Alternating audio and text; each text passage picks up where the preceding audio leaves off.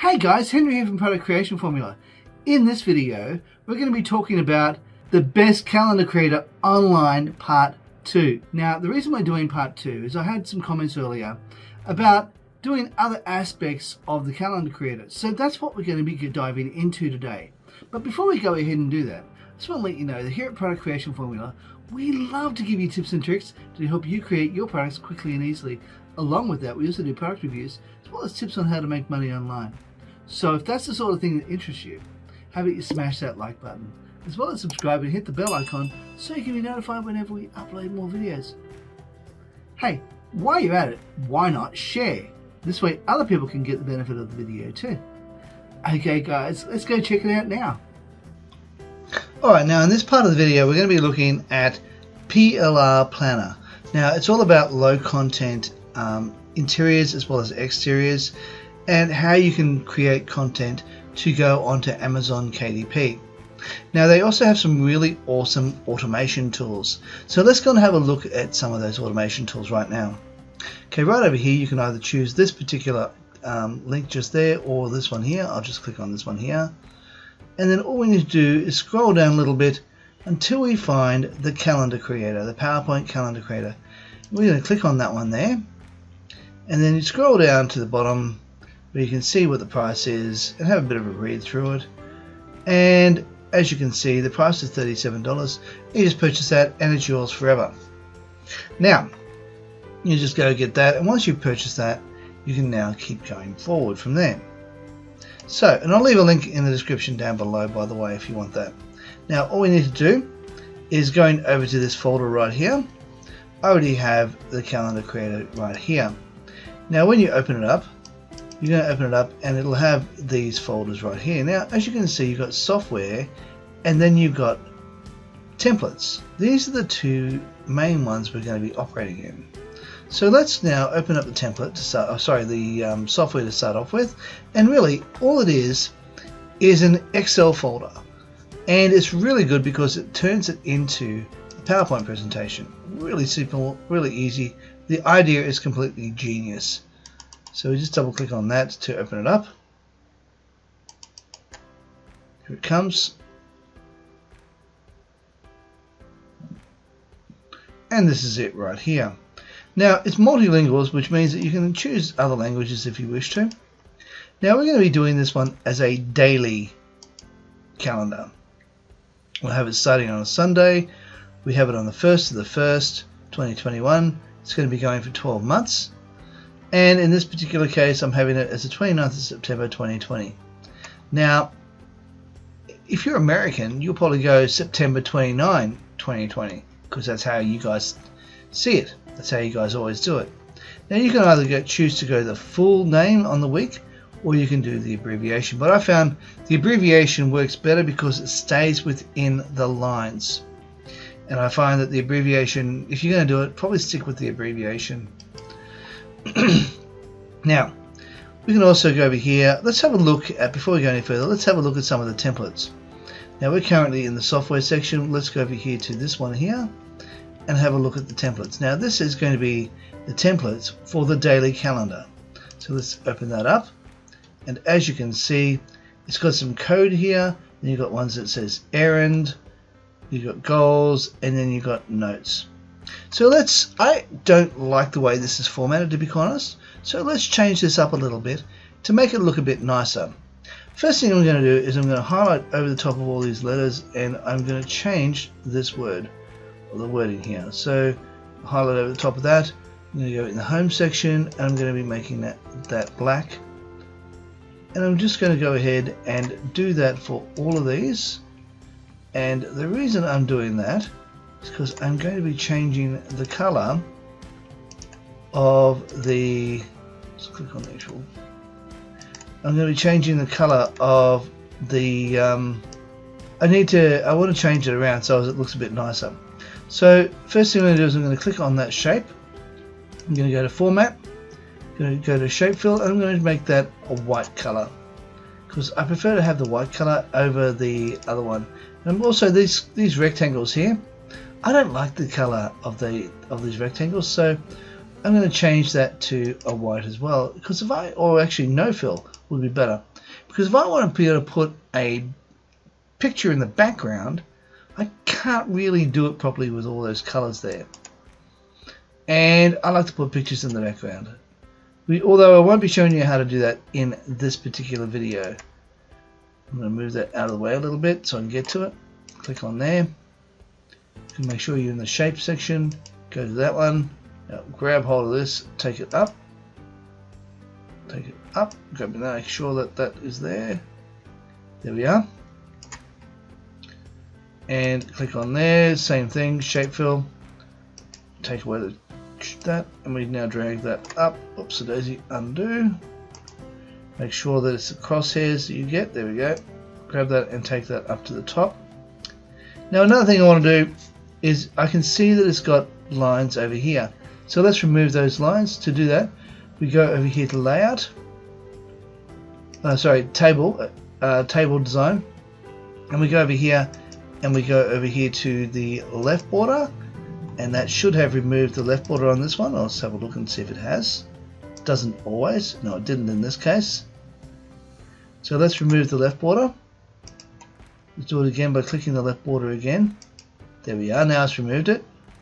Now over here, let's highlight over the top of this and cover everything here, and hopefully we'll be able to remove the right border.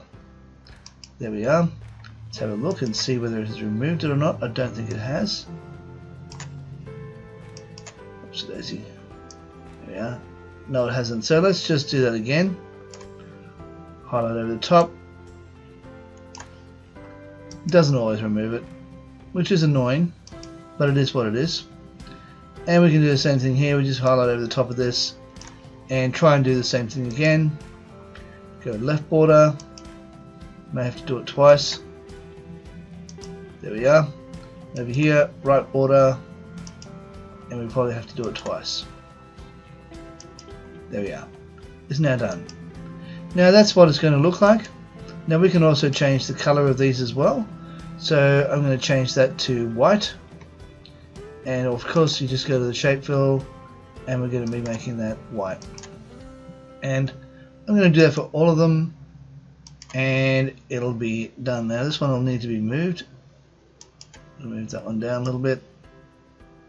Click on that shape format, white. Grab this one and bring it back to where it was, and we are now done. Okay, now that we've done all that, let's now go ahead and have a look at how to do the calendar creator. Okay, all we need to do is to bring up the calendar creator. Now what we need to do is go over here to select PowerPoint. Once we've done that, we go over to, because it's going to put us over in the software section, but let's go take it over to this one here, which will then allow us to be able to go to the template folder. And we double click on the template folder, and remembering we're doing daily, so we need to make sure we click on the daily folder. So we double click on that, and that's going to put it in here, and you must always verify. So make sure you click the verify PowerPoint, and it says verification finished. And then all you need to do is click generate calendar. Now watch what happens. Oh, do you know what's going to happen? I made a mistake. I have made a complete mistake because there is something I forgot to do. I forgot to save this. Even though I saved it, even though I've changed it, it's coming up as what it is. That's good. Okay, I'm happy with that. So I thought that because I hadn't saved it, it would potentially not create it the way I had already wanted it formatted. So as you can see, it's creating it right now. So that's slide 1 of 120, 131, 132. As you can see down here at the bottom, you can see where it says slide numbers. It is actually creating. So what I'm going to do is I'm going to pause the video while that's creating it. Alright, now any moment that's going to finish. Yep, there we are. It's finished now. Okay, so that is what it looks like. Now let's have a quick look at this one. As you can see, this is errands. Now you can obviously change that. You can change that in the main slide if you wish to. It can be something else. You might have goals, or you might have something else you might want to have there. You might have a to-do list, whatever you want to have in there. You can change it to whatever you want. It doesn't have to be this exact thing. Just as long as you have these codes in this box up here, you can change this around to suit how you like it.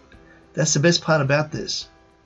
See, it doesn't have to be, and as you can see, it changes it and it matches it throughout the entire one, because this one is the template for all the other slides.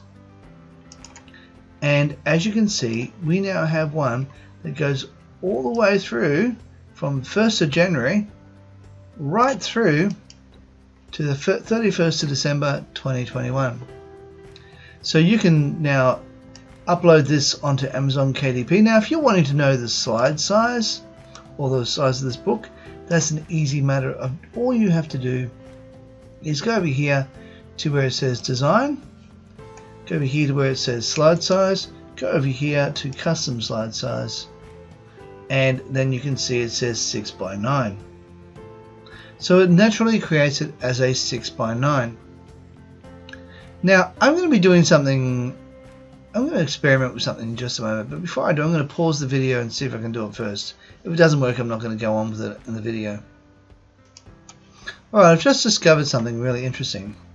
Say for example you're in the design section and you want to change the size of the main slide. All you have to do is click on the actual slide itself. You don't even have to click on the slide, it just does it automatically for you. Go to where it says slide size, go here, go to custom slide. Then you can change this to 8.5 by 11, which is one of the sizes in Amazon KDP that they offer. And then you go here to OK. Now the thing you need to do is make sure you go to maximize, not ensure fit. Because if you do ensure fit, this will remain the same size, but it won't expand out like you want it to do. So if you want it to maximize out and go into a larger size, you click on maximize, and that allows it to then become bigger. And if you want to increase the size of, say for example, these slides here that we just created, this one here, you would need to do the same thing. You need to go to design, go to slide size, go to custom slide size, go to 8.5 by 11 by 11. We hit OK, and we hit maximize.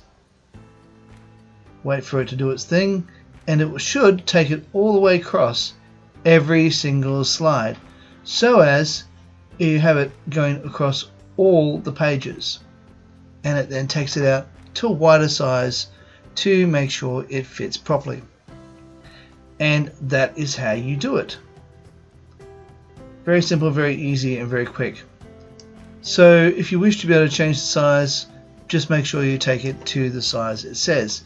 However, if you want to go back to the original size, all you have to do is undo what you previously did, and it will take it back to your original size. Very quick, very easy, very simple. Okay guys, that's all there is for this video. If you like this video, please make sure you smash that like button, as well as subscribe and hit the bell icon so you can be notified whenever we upload more videos. Okay guys, please also, while you're at it, why not share? That way other people can get the benefit of the video too. Okay guys, see you next one. Bye for now.